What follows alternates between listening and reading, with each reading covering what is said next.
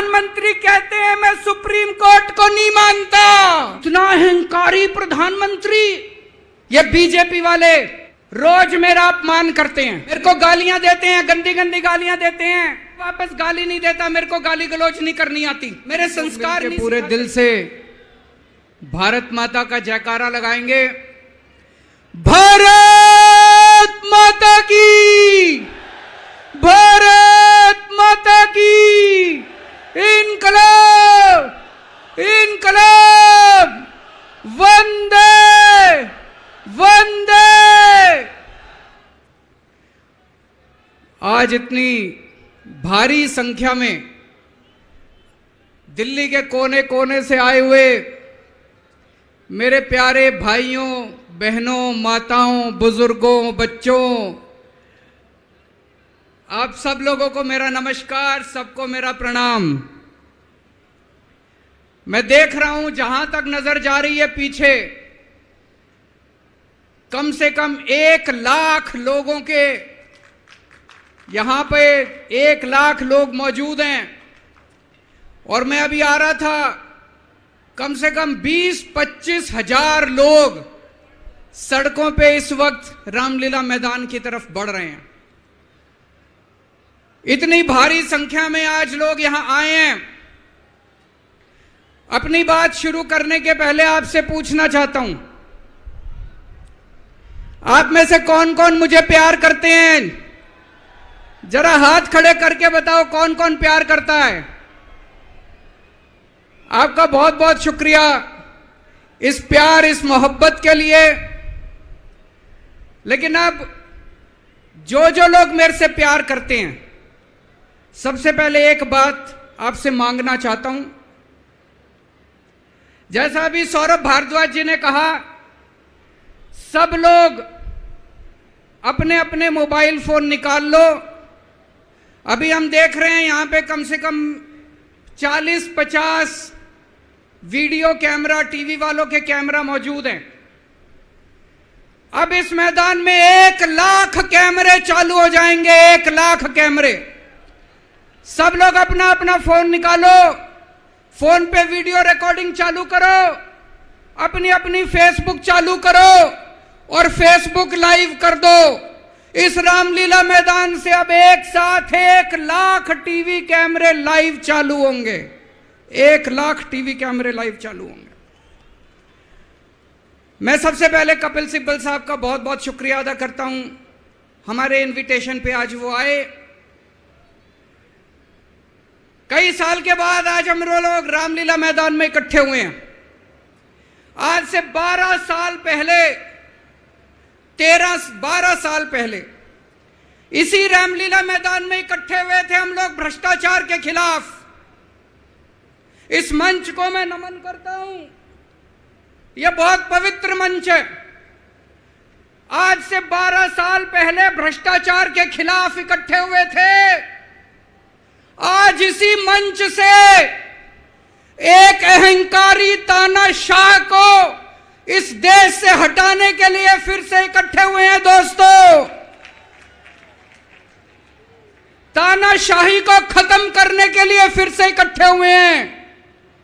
और जैसे उस वक्त भ्रष्टाचार के खिलाफ आंदोलन हमारा सफल हुआ था, आज इसी मंच से जो आंदोलन शुरू हो रहा है, हमारे देश के अंदर जो तानाशाही लाई जा रही है उसे खत्म करने का जो आंदोलन शुरू हो रहा है, जनतंत्र को खत्म करने का जो आंदोलन शुरू हो रहा है, संविधान को बचाने का जो आंदोलन आज शुरू हो रहा है, बहुत जल्दी इस आंदोलन को भी सफलता मिलेगी। सुप्रीम कोर्ट ने दिल्ली के लोगों के हक में फैसला दिया। 8 साल तक दिल्ली के लोगों ने लड़ाई लड़ी सुप्रीम कोर्ट के अंदर। सुप्रीम कोर्ट में हमारे वकील अभिषेक मनु सिंघवी साहब ने दिल्ली के लोगों की तरफ से लड़ाई लड़ी।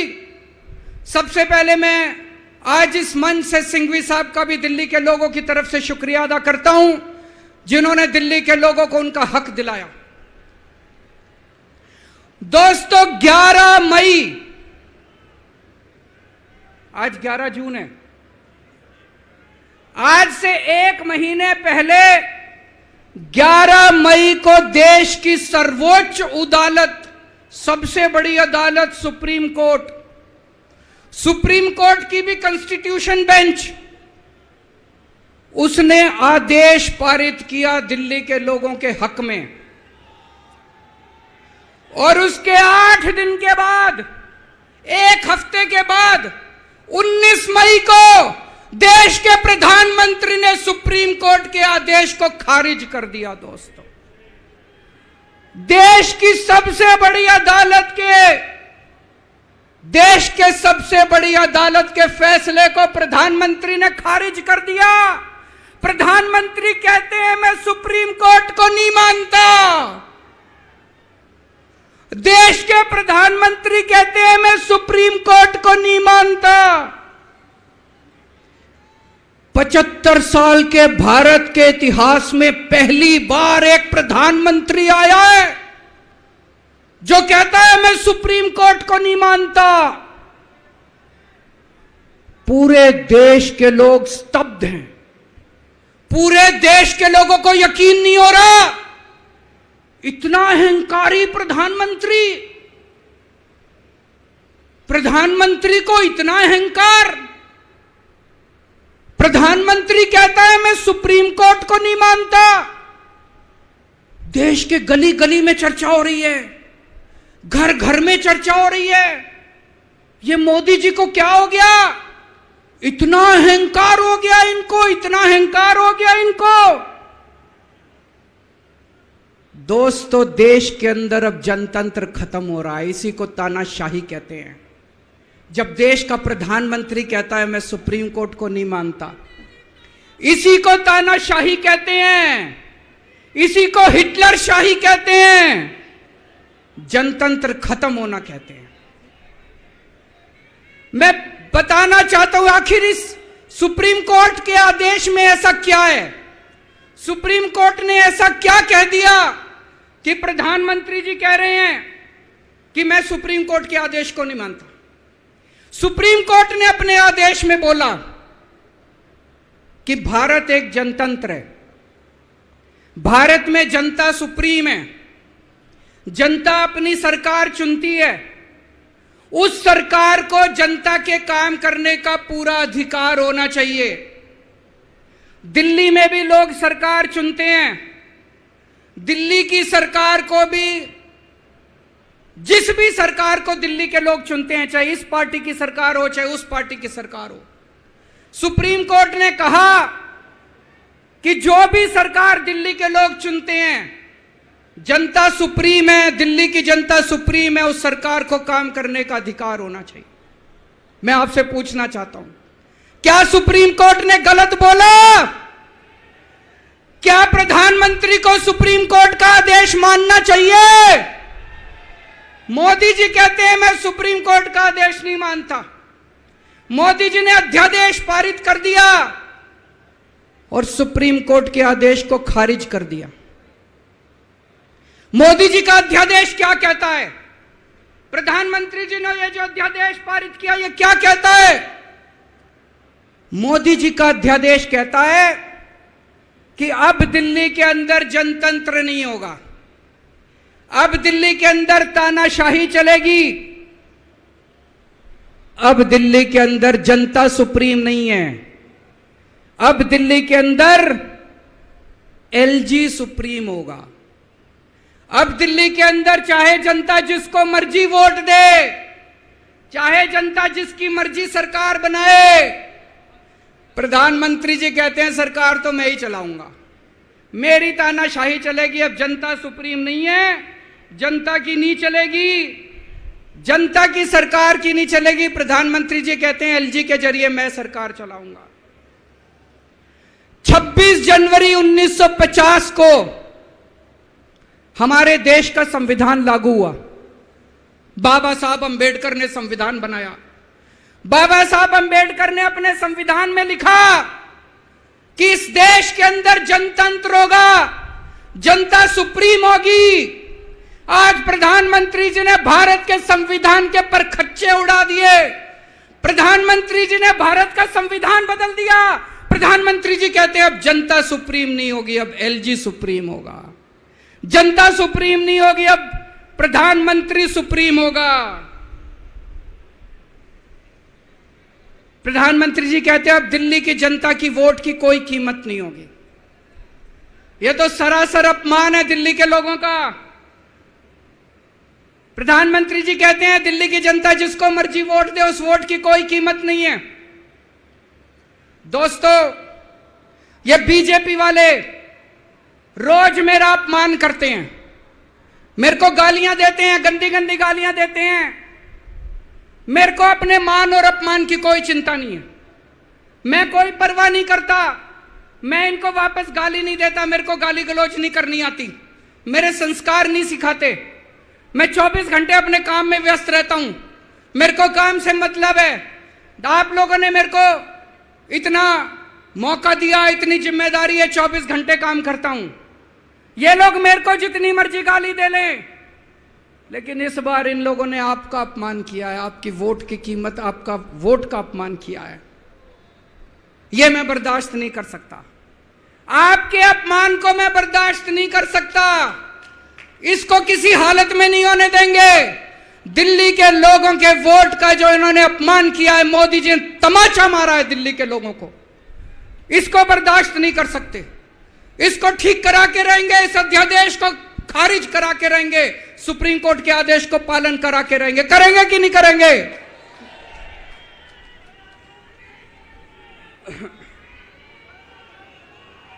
मैं पूरे देश में घूम रहा हूं, हर राज्य के अंदर गया। मैं पिछले दिनों पूरे देश के अंदर घूम रहा हूं, सारी पार्टियों के नेताओं से मिला। मैं आपको दिल्ली के लोगों को बताना चाहता हूं, देश के सारे लोग आपके साथ हैं। आप ये मत समझना आप अकेले हो, 140 करोड़ लोग आपके साथ हैं।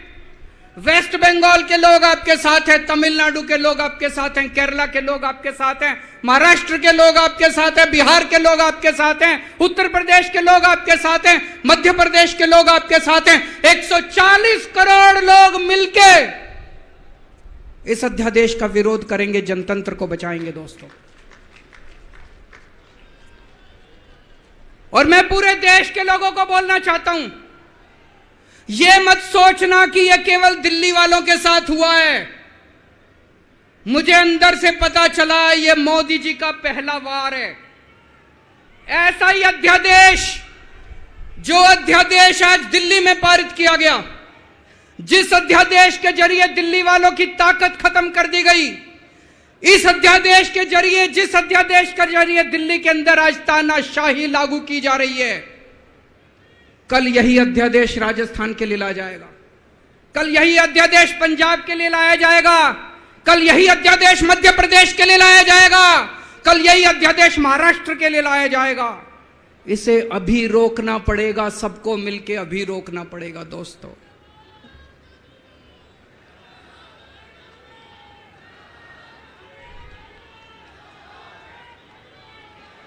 मोदी जी दिल्ली वालों के पीछे क्यों पड़े हैं?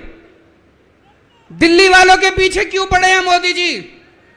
2015 में दिल्ली के लोगों ने 7 एमपी की सीट मोदी जी को जिता दी, मोदी जी को प्रधानमंत्री बनाया और मोदी जी को कहा आप देश संभालो।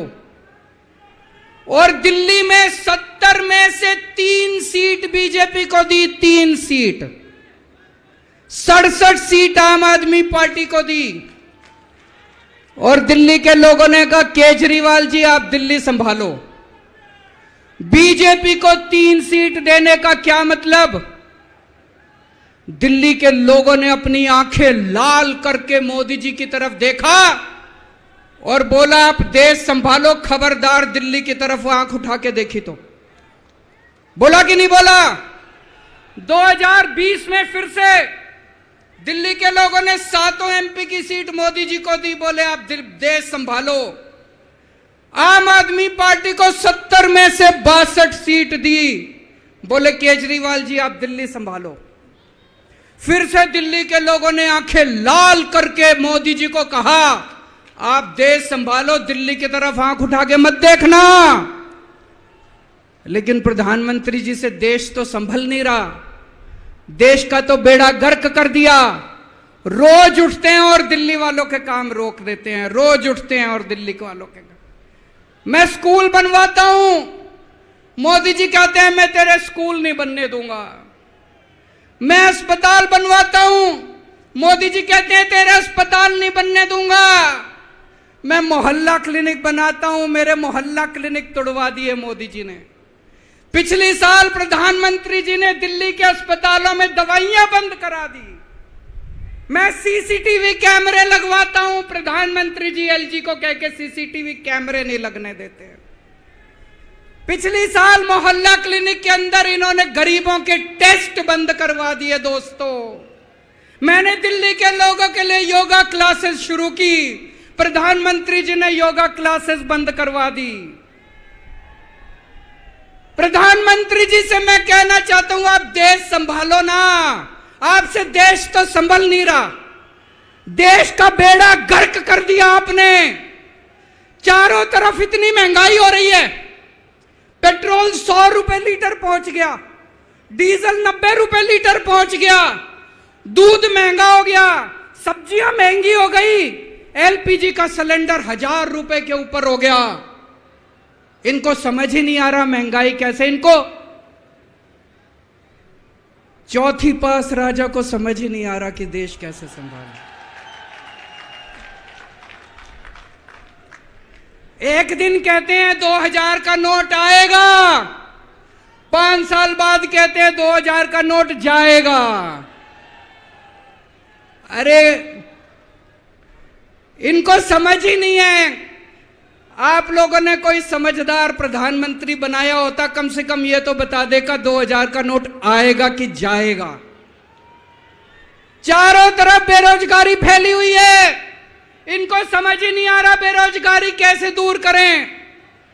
चारों तरफ भ्रष्टाचारी भ्रष्टाचार फैला हुआ है, इनको समझ ही नहीं आ रहा भ्रष्टाचार दूर कैसे करें। जीएसटी की वजह से व्यापारियों का बेड़ा गर्क हुआ पड़ा है, इनको समझ ही नहीं आ रहा जीएसटी को कैसे ठीक करें। पूरे देश का रेलवे में मेरी आप लोगों से गुजारिश है, एक टेस्ट करके देखना। कोई second class AC, third AC, second class की टिकट खरीद लेना, सेकंड क्लास स्लीपर की। एक बारी रेल में जाके देखो इन्होंने रेलवे का क्या हाल कर दिया। पूरी रेलवे का बेड़ा गर्क कर दिया। अच्छा खासा चलता हुआ रेलवे इन्होंने बेड़ा गर्क कर दिया इन लोगों ने। 2002 में प्रधानमंत्री जी गुजरात के मुख्यमंत्री बने, 12 साल गुजरात के मुख्यमंत्री रहे। पिछले 9 साल से देश के प्रधानमंत्री हैं। 21 साल हो गए मोदी जी को राज करते करते, 21 साल। 2015 में मैं दिल्ली का मुख्यमंत्री बना, मेरे को 8 साल हो गए दिल्ली पे राज करते करते। आज मैं चैलेंज करता हूं और देश की जनता को अपील करता हूं, मोदी जी के 21 साल, मेरे 8 साल, दोनों के देख लो किसने ज्यादा काम किया। केजरीवाल ने ज्यादा काम करा, केजरीवाल ने 8 साल में ज्यादा काम करा कि मोदी जी ने 21 साल में ज्यादा काम करा। अरे इनसे काम तो होता नहीं है। देश के अंदर जो अच्छा काम करता है उसको रोकने की कोशिश करते हैं। ये आज दिल्ली के सारे अच्छे काम रोकना चाहते हैं। मोदी जी के पास तो फुल पावर थी 21 साल, मेरे को तो इन्होंने काम भी नहीं करने दिए, हर काम में टांग अड़ाया। फिर भी मेरे 8 साल उठा के देख लो, कितने स्कूल बनवा दिए, कितने अस्पताल बनवा दिए, लोगों का इलाज मुफ्त कर दिया, लोगों के बच्चों को पढ़ाई दे रहे हैं अच्छी, बिजली मुफ्त कर दी। मैंने बिजली मुफ्त करी। मोदी जी कह रहे हैं फ्री की रेवड़ी बांट रहा है। अरे गरीबों के हाथ में अगर 4 रेवड़ी रख दी तो कौन सा बुरा हो गया। मोदी जी आपने तो रेवड़ी नहीं, पूरा का पूरा रेवड़ा उठा के अपने दोस्त को दे दिया। पूरा का पूरा देश उठा के अपने दोस्त को दे दिया। पूरा की पूरी केंद्र सरकार उठा के अपने दोस्त को फ्री में दे दी। मैंने तो 4-4 रेवड़ी रखी थी एक एक हाथ में, गरीबों के हाथ में, आपने तो रेवड़ा ही उठा के दे दिया सारा का सारा। अब लोग प्रधानमंत्री जी से पूछने लगे हैं कि केजरीवाल ने इतने स्कूल बना दिया, आपने क्या किया? उनके पास कोई जवाब नहीं है। अभी पिछले साल मैं गुजरात का चुनाव लड़ने गया, वहां पे हर आदमी, गुजरात के हर आदमी के मुंह पे था, अरविंद जी आपने स्कूल इतने अच्छे कर दिए, आपने दिल्ली में स्कूल बच्चों की शिक्षा इतनी अच्छी कर दी। तो एक दिन प्रधानमंत्री जी ने सोचा कि मैं भी जाके स्कूल में फोटो खिंचवाऊंगा। पूरे गुजरात में ढूंढने से उनको एक स्कूल नहीं मिला जिसमें मोदी जी फोटो खिंचवा ले। एक स्कूल, 30 साल से गुजरात में बीजेपी की सरकार है, एक स्कूल नहीं मिला। इनको एक स्टूडियो के अंदर टेंट लगा के एक क्लास, फर्जी क्लास बनानी पड़ी। 10 बच्चे बुलाए, डेस्क लगाए, वहां पे मोदी जी एक बच्चे के साथ बैठे और उन्होंने फोटो खिंचवाई। अब लोग प्रधानमंत्री जी से पूछने लगे कि केजरीवाल ने इतना काम कर दिया, आपका काम कहां है? तो अब मोदी जी ने तय किया मैं केजरीवाल को काम नहीं करने दूंगा। उन्होंने मनीष सिसोदिया को उठा के जेल में डाल दिया। उनको लगा मनीष सिसोदिया को जेल में डालने से शिक्षा के काम रुक जाएंगे। उन्होंने सतिंदर जैन को उठा के जेल में डाल दिया। उनको लगा सतिंदर जैन को जेल में डालने से मोहल्ला क्लिनिक बंद हो जाएंगे, अस्पताल बंद हो जाएंगे। मैं प्रधानमंत्री जी को बोलना चाहता हूं, हमारे पास एक मनीष सिसोदिया नहीं है, हमारे पास 100 मनीष सिसोदिया हैं। हमारे पास एक सतिंदर जैन नहीं है, हमारे पास 100 सतिंदर जैन हैं। आप एक को जेल में डालोगे, हमारा दूसरा आ जाएगा काम करने के लिए, काम नहीं रुकेगा दोस्त। जब इनको जेल में डालने से काम नहीं चला तो अब ये ऑर्डिनेंस लेके आए हैं और ऑर्डिनेंस से ये सारा काम रोकना चाहते हैं। दोस्तों, आज दिल्ली के लोग मुसीबत में हैं। दिल्ली के लोगों के ऊपर यह अध्यादेश थोपा जा रहा है। आपने पिछली बार 7 MP को वोट दिया था, कहां है वो सातों के सातों? अपने घर में दुबक के बैठे हैं। वो बीजेपी के गुलाम है, वो आपके नहीं है, आपके सगे नहीं है, वो बीजेपी के गुलाम है। आपको कल को मुसीबत आती है तो केवल आपका बेटा, आपका भाई केजरीवाल आपके साथ खड़ा है, वो कभी खड़े नहीं होंगे। दोस्तों,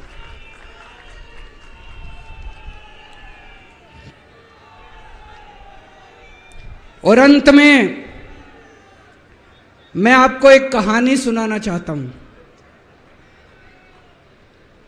चौथी पास राजा।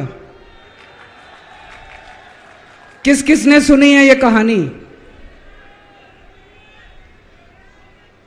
इस कहानी का महात्म्य है कि इस कहानी को जितनी बार सुनोगे, जितनी बार सुनाओगे, उतनी भगवान की कृपा आपके परिवार के ऊपर बरसेगी।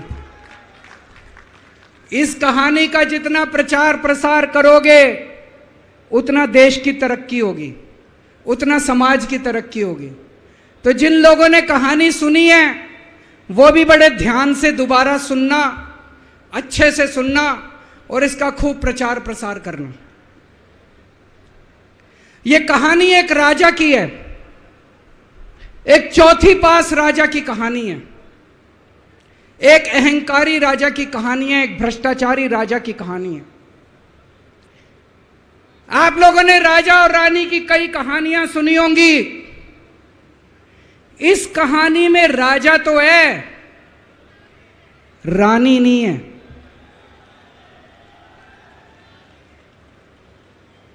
तो एक महान देश था, कई हजार साल पुराना देश। उस देश के एक गांव में एक बच्चा पैदा हुआ, बहुत गरीब घर में एक बच्चा पैदा हुआ। तो जैसे गांव के अंदर बच्चा पैदा होने पे ज्योतिषी आते हैं, ज्योतिषी आके बच्चे का भविष्य बताते हैं, ऐसे गांव का ज्योतिषी आया, उसने बच्चे की कुंडली देखी और बच्चे की मां को बोला कि माई, तेरा बेटा बड़ा होके बहुत बड़ा सम्राट बनेगा। माई को समझ नहीं आया, मैं इतनी गरीब, मेरा परिवार इतना गरीब, मेरा बेटा सम्राट कैसे बनेगा। खैर बच्चा धीरे धीरे बड़ा होने लगा, गांव के सरकारी स्कूल में उसका एडमिशन करा दिया। उसका पढ़ने लिखने में मन नहीं लगता था।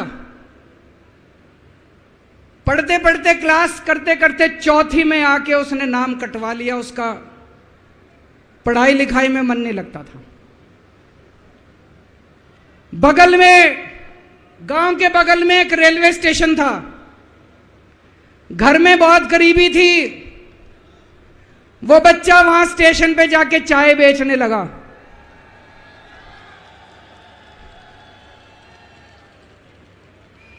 चाय बेच के अपना गुजारा करता था।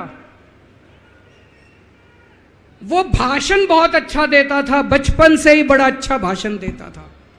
गांव के लड़कों को इकट्ठा कर लेता और भाषण देना चालू करता। धीरे धीरे आसपास के गांव में फैल गया कि यह बच्चा भाषण बड़े अच्छे देता है। आसपास के लड़के भी इकट्ठे हो गए और जो मर्जी टॉपिक हो भाषण देना चालू कर देता था और रुकता ही नहीं था, घंटों घंटों तक भाषण देता रहता था। बच्चा बड़ा हुआ। ज्योतिषी ने कहा था बड़ा होके बच्चा उस महान देश का सम्राट बन गया। लेकिन राजा तो अनपढ़ था, उसे तो कुछ आता नहीं था। अफसर आते, उस अनपढ़ राजा से जहां मर्जी साइन करा लेते, जहां मर्जी जो मर्जी साइन करा लेते। वो राजा अनपढ़ था, उसे लगता था मैं अगर अफसरों से पूछूंगा तो मेरी कमजोरी सबके सामने प्रकट हो जाएगी। अफसरों को लगेगा मेरे को कुछ आता नहीं है। अफसर जो मर्जी लेके आते थे वहां साइन कर देता था। वो धीरे धीरे पूरे देश के अंदर फैल गया कि राजा अनपढ़ है, राजा अनपढ़ है। राजा को बड़ा बुरा लगने लगा।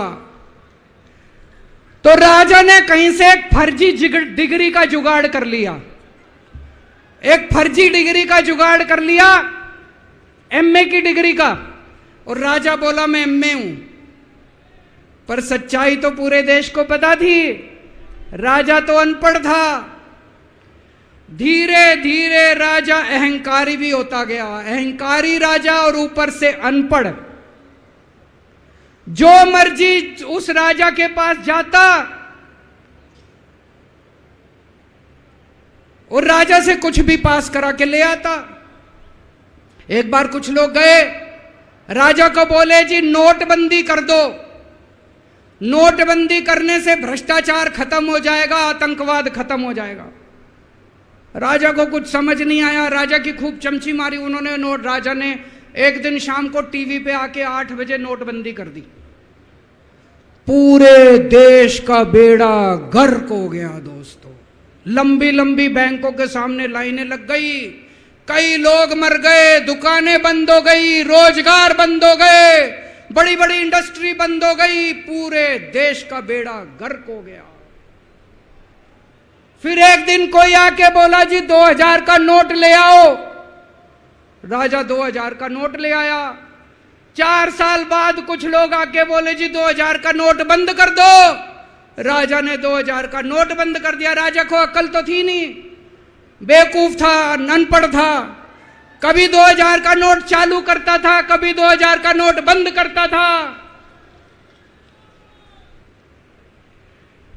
एक बार कुछ लोग आके बोले जी ये किसानों के कानून बना दो, इस कानून से किसानों का भला होगा। राजा ने कानून बना दिए। पूरे देश के किसान सड़कों पे उतर आए। 750 किसान मर गए आंदोलन में। और 1 साल के बाद राजा को वो तीनों कानून वापस लेने पड़े। एक बार उस देश के अंदर बहुत बड़ी महामारी फैल गई। चारों तरफ महामारी फैल गई, लोग मरने लगे। किसने आके बोला जी थाली बजवाओ तो देश ठीक हो जाएगा।